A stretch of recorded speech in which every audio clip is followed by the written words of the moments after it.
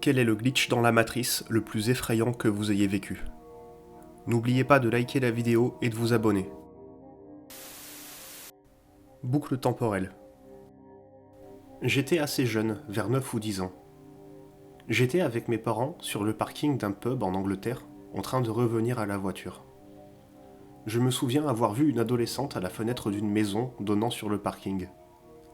J'ai eu la très curieuse impression que je la connaissais d'une manière ou d'une autre. Je lui ai fait un geste de la main. Mes parents m'ont demandé à qui je faisais signe et j'ai répondu « La dame à la fenêtre là-bas ». Puis je n'y ai plus trop pensé. Avance rapide de 10 ans. J'étais chez ma grand-mère dans sa nouvelle maison. Je me souviens être entré dans sa chambre et d'être allé à la fenêtre. J'ai alors réalisé que j'étais dans la maison qui donnait sur ce même parking et je me suis souvenu de cette interaction d'il y a des années. À ce moment-là, une fille d'environ 9 ou 10 ans qui se trouvait sur le parking m'a fait un geste de la main et j'ai répondu de la même manière. J'avais l'impression de la connaître. Je n'ai aucune explication et je n'en ai jamais parlé à personne. L'incident du théâtre. Nous étions quelques employés à travailler dans un petit théâtre. D'habitude, nous travaillions dans un théâtre plus grand, mais nous avions été envoyés en renfort, et aucun de nous ne connaissait le bâtiment. Pendant la pause, le propriétaire nous a dit qu'il y avait une salle au sous-sol du bâtiment avec une table de billard, alors nous sommes tous descendus pour jouer une partie. C'était la première fois que nous entrions dans cette salle. Quelques minutes plus tard, 2 de mes collègues jouaient et les autres se tenaient autour à regarder la partie. Tout à coup, le gars qui s'apprêtait à jouer s'arrête soudainement, se lève et dit qu'il a vraiment l'impression que nous sommes déjà tous venus dans cette salle auparavant, ce qui évidemment n'était pas le cas. Puis il dit qu'un type va passer par la porte et fera semblant d'être en colère en disant « Qu'est-ce que vous foutez ici ?»« Ah, je rigole les gars. » Avant de s'asseoir et de lire son journal. C'était un peu bizarre, surtout venant de ce gars-là, qui est du genre très terre-à-terre, bière pression et match de foot. Pas du tout le genre à s'intéresser aux prédictions ou à des trucs mystiques. Eh bien, environ 2 minutes plus tard, il était en train de jouer exactement dans la même position qu'il avait un peu plus tôt, quand l'un des membres du personnel du théâtre est entré par la porte et a dit « Qu'est-ce que vous foutez ici ?»« Ah, je rigole les gars. » Nous étions tous complètement paniqués. Il n'y a absolument aucune chance que ce soit une mise en scène ou autre chose. Aucun de nous n'avait jamais vu ce type auparavant, et mon collègue n'était pas du genre à faire une blague aussi élaborée. Le visage dans le miroir. J'avais environ 12 ans et je me suis réveillé au milieu de la nuit en ayant besoin d'aller aux toilettes.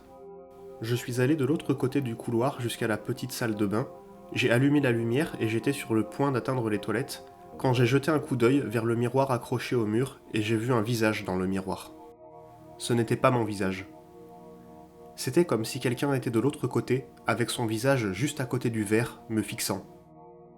Je ne l'ai vu que pendant un bref instant, mais c'est gravé dans ma mémoire. J'ai crié et j'ai couru pour aller trouver mon père. Bien sûr, mon père est allé voir, puis il m'a calmé, en tout cas il a essayé. Finalement, je suis retourné me coucher et je me suis rendormi à nouveau. Avance rapide jusqu'à mes 30 ans. J'avais complètement oublié cet événement. Une nuit, en visitant mes parents, mon père aborde subtilement le sujet. « Tu te souviens de cette fois où tu as vu un visage dans le miroir ?» Soudain, cela m'est revenu en mémoire et j'ai eu un frisson dans le dos. Oui, je m'en souviens. Eh bien, a-t-il dit, je pense parfois à cette nuit-là. Il a baissé les yeux vers le sol et avec une expression sérieuse, il a dit « Je l'ai vu aussi ». Il a ensuite décrit exactement ce que j'avais vu. Nous ne savons pas ce que c'était. Apparemment, quand il est allé voir, il a regardé dans le miroir, il a vu cette chose et il a eu une crise de panique. Il a attendu de se calmer avant de revenir me voir.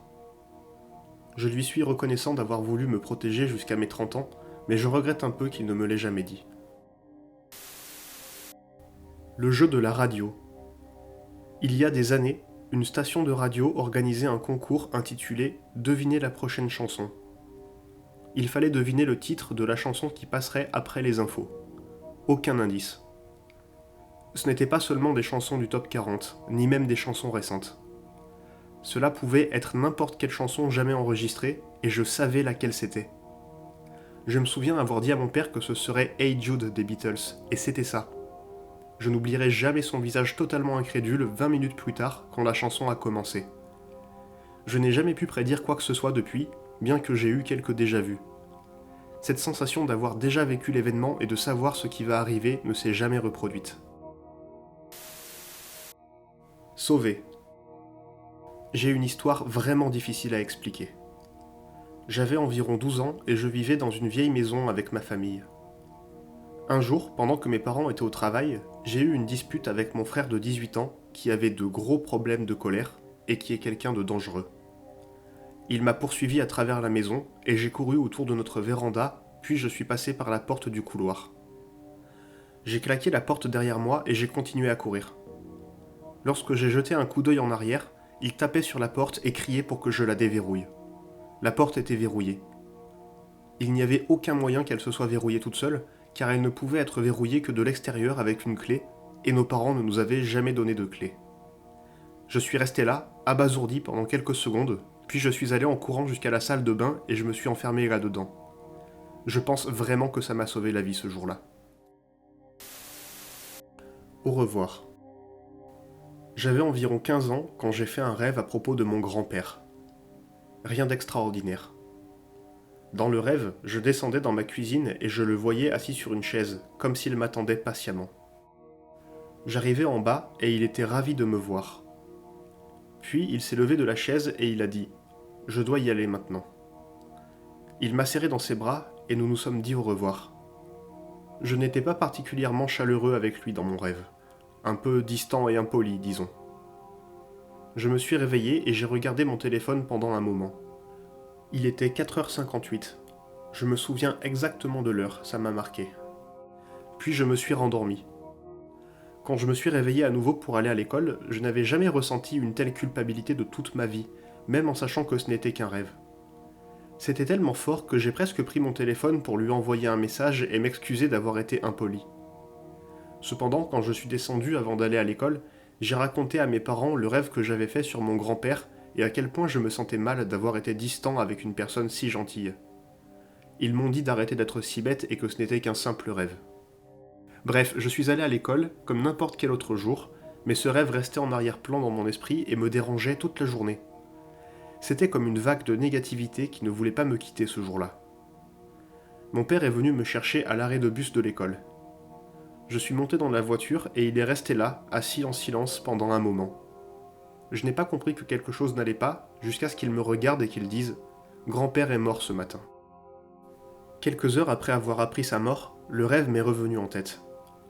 Je l'ai rappelé à mes parents et ils m'ont dit qu'ils s'en souvenaient et qu'ils en avaient parlé à des proches. Mon père m'a dit plus tard qu'il était mort entre 4 et 5 heures du matin, presque exactement à l'heure où je me suis réveillé. Je n'avais jamais cru à ce genre de choses avant cette expérience, mais après ça, je ne vois pas d'autre explication que, pour une raison quelconque, il est venu me dire au revoir. La clé. Je réparais ma moto dans un terrain vague où je m'étais écrasé en essayant de faire un drift, ce qui avait cassé le levier d'embrayage et le sélecteur de vitesse. J'avais apporté une trousse à outils et j'utilisais une clé pour retirer un boulon. Je l'ai posée par terre pour finir de dévisser le boulon à la main. 2 minutes plus tard, j'ai voulu la reprendre et elle avait disparu. J'ai cherché partout dans ce terrain vague à la recherche de la clé, en vain. Heureusement, j'en avais une de rechange dans la voiture. J'ai réparé la moto et je suis retourné à mon appartement pour me doucher car j'étais couvert de crasse. Je suis entré dans ma chambre et là, sur mon bureau, se trouvait la clé.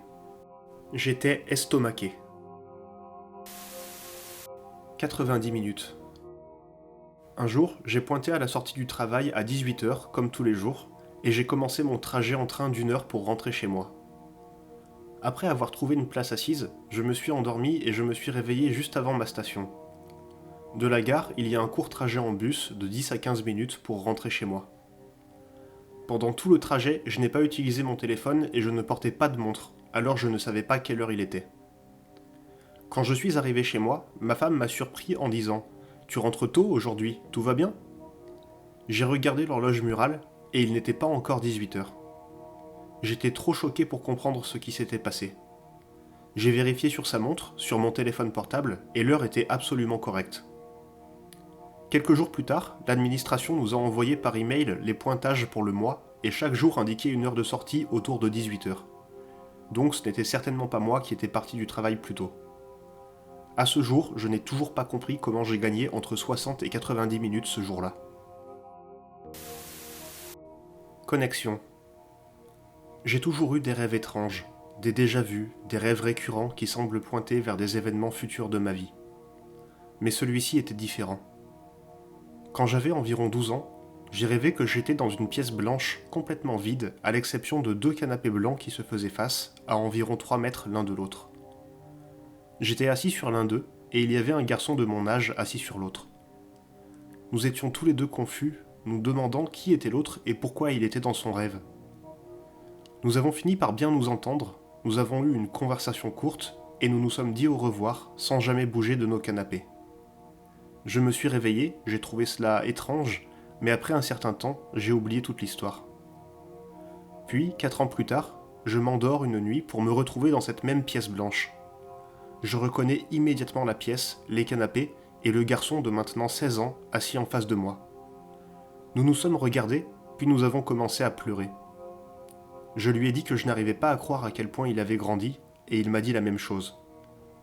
Nous avons parlé des événements de la vie comme 2 vieux amis, de cette connexion folle que nous avions, et à quel point c'était bizarre de se retrouver. Nous nous sommes levés des canapés pour nous serrer dans les bras. C'était une accolade tellement émouvante, et je lui ai dit que je ne pensais pas que nous nous reverrions après ça. Il a acquiescé, alors nous avons simplement continué à nous étreindre pendant un moment, pleurant, nous souhaitant bonne chance, puis nous sommes finalement retournés nous asseoir sur les canapés pour nous réveiller le lendemain. J'ai maintenant 21 ans et je me souviens encore de ses rêves de manière vivante, bien que son visage s'efface petit à petit de ma mémoire. J'y pense parfois et je me demande si je rencontrerai un jour mon compagnon de rêve dans le monde réel. Merci d'avoir suivi ces histoires de la crypte. Vous pouvez dire en commentaire si vous avez vécu un glitch dans la matrice, et n'oubliez pas de vous abonner.